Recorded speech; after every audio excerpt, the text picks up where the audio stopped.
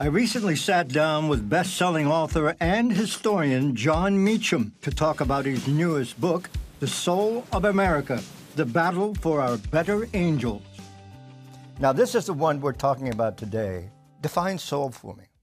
In Hebrew and in Greek, it means breath or life. Okay. When God breathes life into man in Genesis, it's the word soul. My sense is that the soul of the country is our essence, in the same way the individual has one.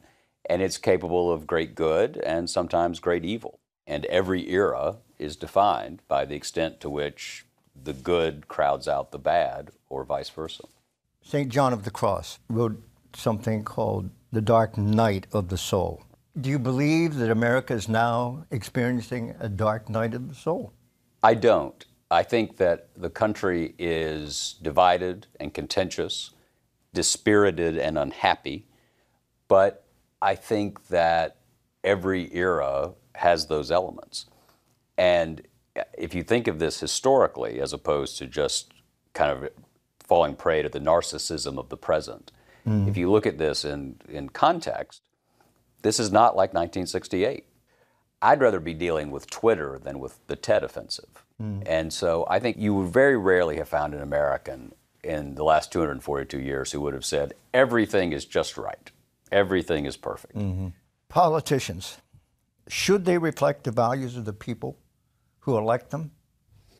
Well, should they be a mirror or a molder? Or a what? Molder. Yeah. They're far more often mirrors than they are molders. We remember the molders more than the mirrors. Look at Rushmore, for instance. You have Washington, Lincoln, T.R., Jefferson.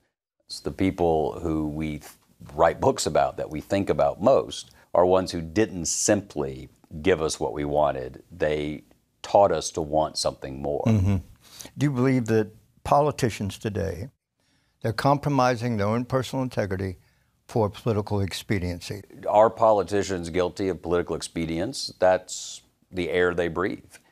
And so what I think we have to do is find a way to make it safe for political leaders to take risks. And that's up to us. Yeah. It's, because they're going to hear from both extremes. They're going to hear from the far right and the far left. It's this broad middle that has such a hard time getting motivated. What we have to make clear to them, and what I tried to do in this book and when I talk about it, is the news cycle is for a moment. History's forever. Why is history important to us? Well, without history, we have no capacity to determine how significant something is. Arthur Schlesinger once said that history is to a nation as memory is to a person. Are you hopeful for our future, for America? I'm very hopeful. The Constitution was written for moments like this. The Declaration of Independence, the Constitution, that was all an embodiment of the idea that the mind should play as significant a role as the heart and the gut in how we act toward each other.